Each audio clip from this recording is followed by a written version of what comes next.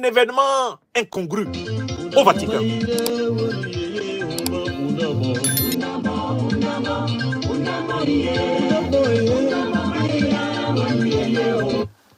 Atanga Nji est un ministre corrompu, violent, grossier.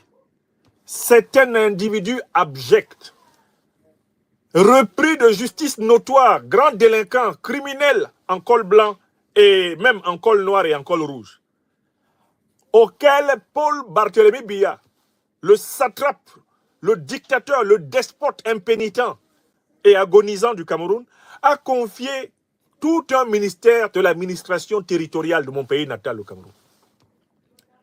Du point de vue de sa dégaine, l'être physique d'Atanga Nji reflète toute la méchanceté dont il est cousu dans son acide désoxyribonucléique, son ADN.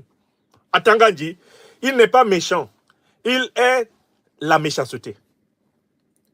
Et cette méchanceté ontologique, cette méchanceté qui s'est mélangée à son sang, cette méchanceté qui est devenue littéralement un tissu adipeux de son être, cette méchanceté transparaît dans un certain nombre de caractéristiques qui ont transformé son apparence physique.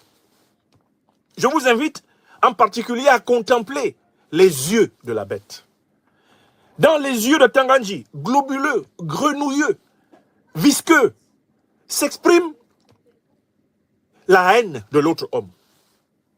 D'abord le mépris de soi, parce qu'il se prend pour ce qu'il est réellement, une ordure. Et il en est fier. On a rarement vu une ordure être fier de l'être.